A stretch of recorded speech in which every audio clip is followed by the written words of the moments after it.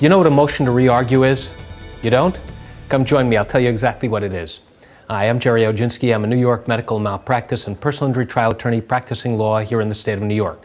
A motion to re-argue is just that. You're asking the court to reconsider a decision that they have already made on a request. Now, let me give you an example of when that might occur.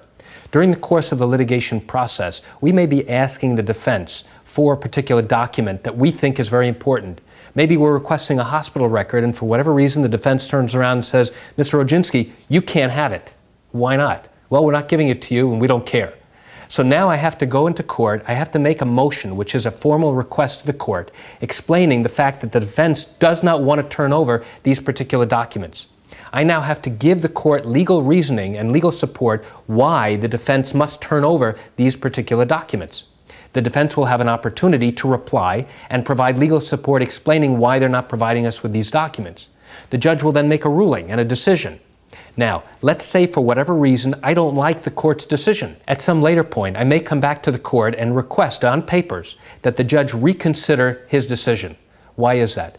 Because I may still feel that it is extremely important for us to get those documents. And if I make a request to reconsider the decision and the judge again denies me, I then have the ability to try and appeal that decision. I can now take that decision, go to the appellate division, and ask the court to reconsider and evaluate whether the judge was correct in reaching that particular decision.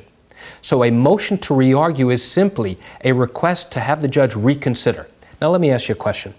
If we have no new evidence, if we have no new argument to make, do you really think the judge is going to automatically change their mind based upon the fact that we're standing in front of the court and saying, Judge, I want you to reconsider?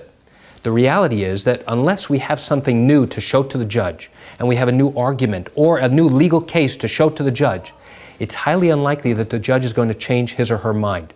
And that's important to understand. So why do I even tell you about this? Because I want you to understand how the litigation process works. Understanding how the process works in the state of New York in your particular case is really important, whether it's a negligence case, an accident case, a medical malpractice case, or even a wrongful death case here in New York. Chances are you have questions and concerns about your particular matter. And if your matter happened here in New York and you have questions, what I encourage you to do is pick up the phone and call me. I answer legal questions like yours every day. You can reach me at 516-487-8207 or by email at lawmed10@yahoo.com. I'm Gerry Oginski here in New York. Thanks for watching.